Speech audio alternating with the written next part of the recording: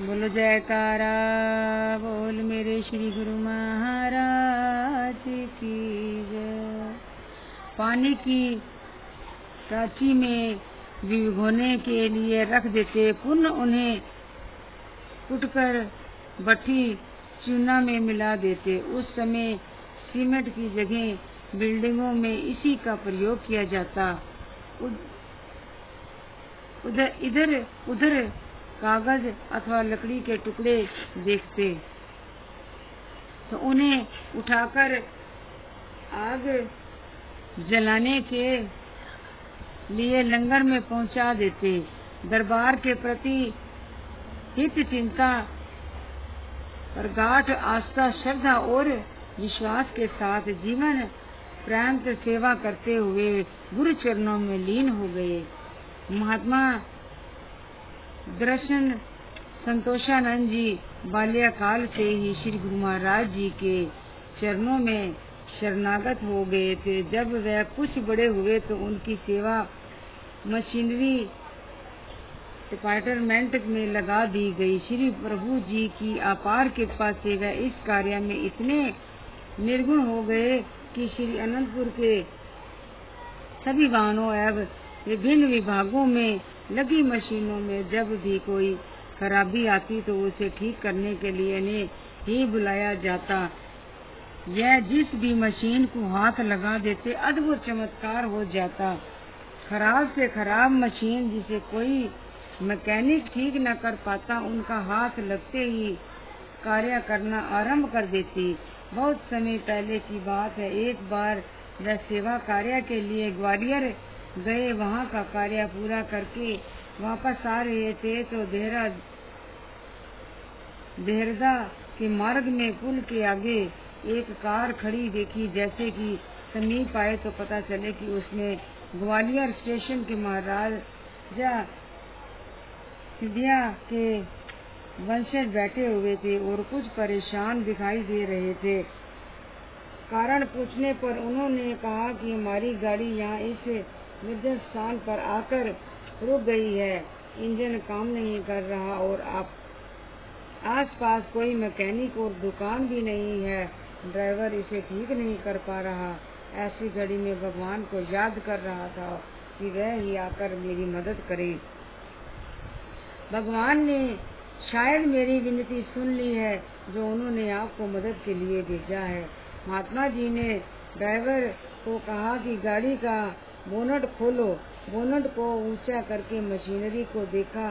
देखते ही समझ गए कि अंदर एक तार ढीली हो चुकी थी। उन्होंने 2 मिनट में ही उस तार को कस दिया और तसल्ली कर ली। ड्राइवर को कहा कि गाड़ी स्टार्ट करो। उसने गाड़ी स्टार्ट की और एक ही बार में गाड़ी स्टार्ट हो गई। वह बहुत खुश हुए। उन्होंने महात्मा जी को कुछ देना चाहा। महात्मा जी ने कहा, नहीं, यह तो मेरा कर्तव्य था जो मैंने पूर्ण किया है, इसमें मेरा कोई एहसान नहीं है।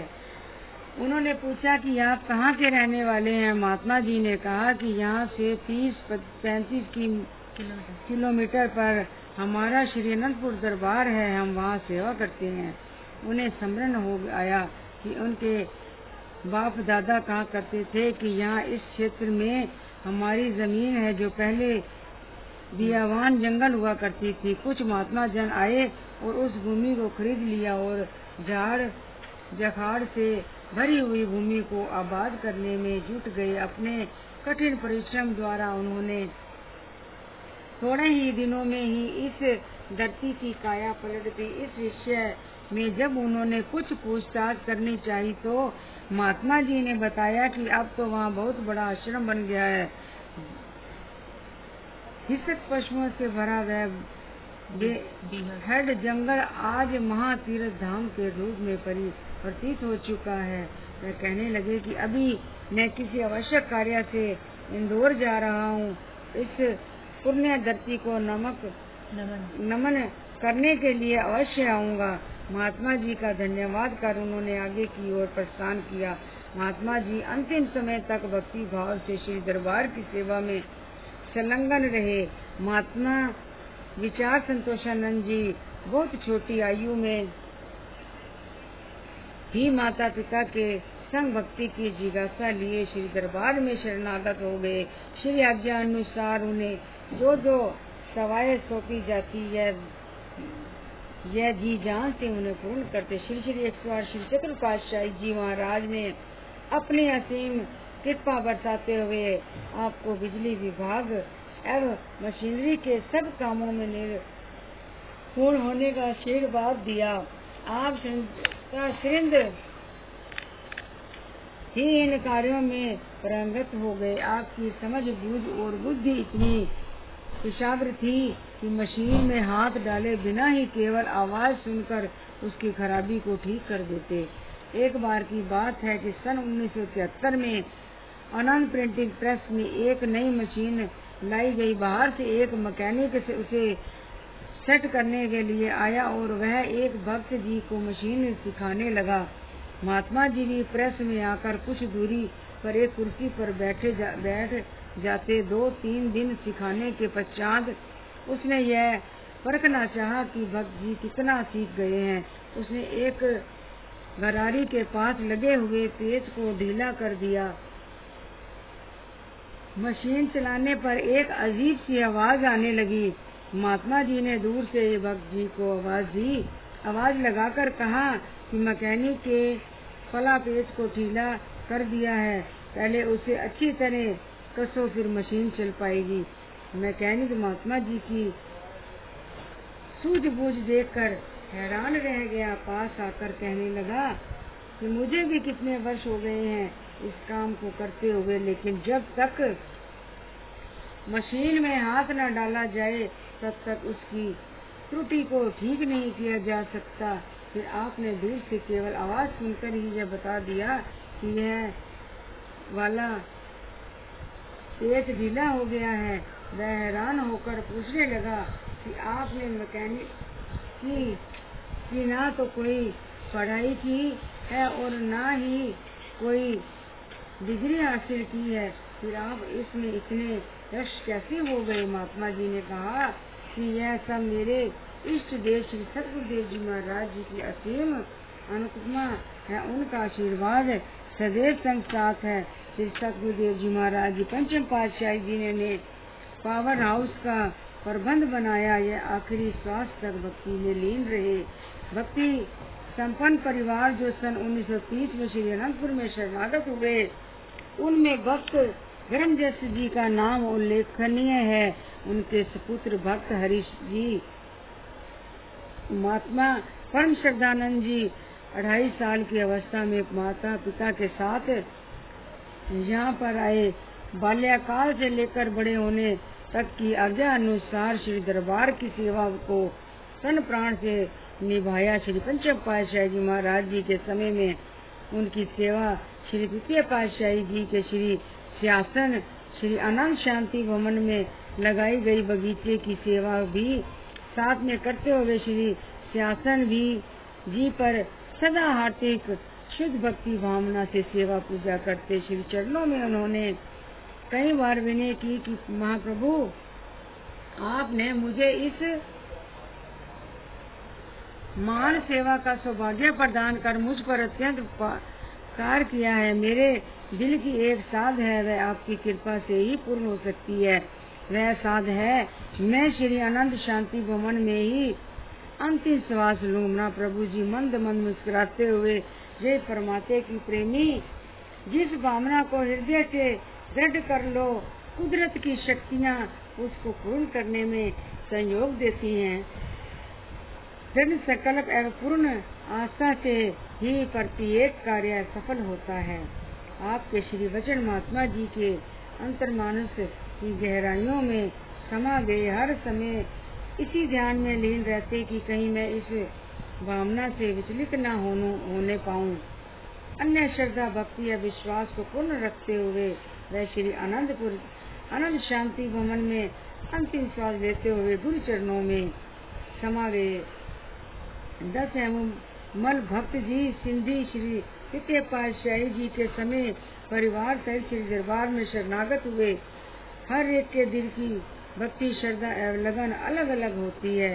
उन भक्त जी के दिल में श्री द्वितीय पातशाही जी महाराज जी श्री चतुर पातशाही जी महाराज तथा श्री सतगुरुदेव जी महाराज जी पंचम पातशाही जी के समय में भी श्री चरणों में अटूट श्रद्धा और प्रेम था। गुरु दरबार की सेवा इतने चित्त से करते थे कि मानो वही जीवन प्राण हो।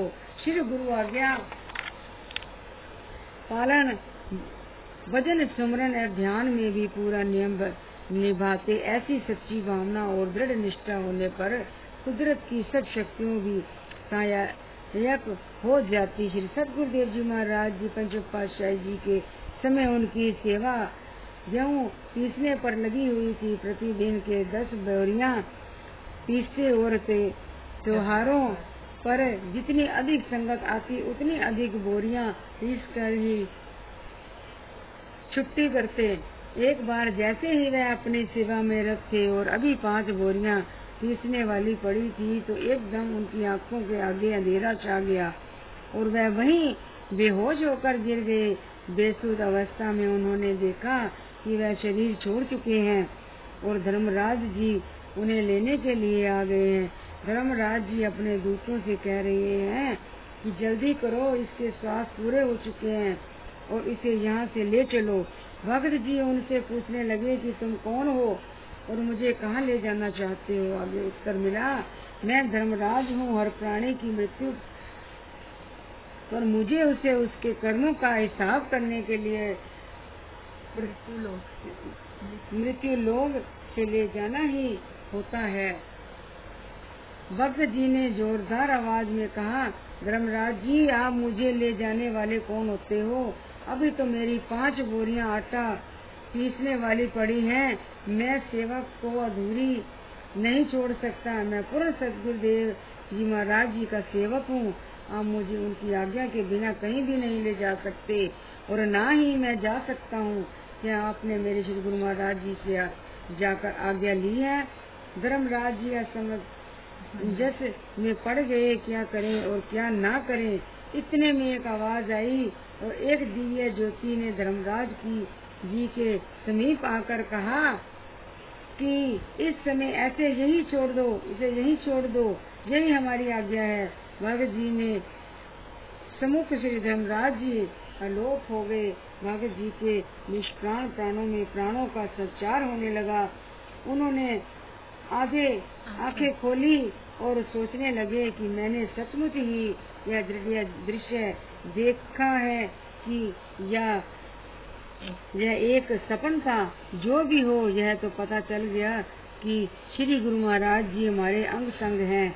भगत जी जब पूर्णतः सचेत हुए तो वह सीधे ही अंदर श्री गुरु महाराज जी के श्री चरणों में पहुँचे। उन्होंने दंडवत प्रणाम कर विनय की, प्रभु, मेरे मन में अभी श्री गुरु दरबार की सेवा करने की उत्कंठ अभिलाषा है। इस जन्म में तो अब मुझे पूर्ण सद्गुरु महापुरुषों की चरण शरण में यह ज्ञान प्राप्त हो गया है कि मानुष जन्म अमोलक है। इसमें इंसान सेवा, सुमरन, ध्यान और जितनी भी भक्ति कमाना चाहे कमा सकता है, अपने जीवन को सफल बना सकता है और श्री चरणों में समा सकता है। उन्होंने सेवा करते हुए जो धर्मराज का दृश्य देखा वह सब वृतांत श्री प्रभु जी को कह सुनाया।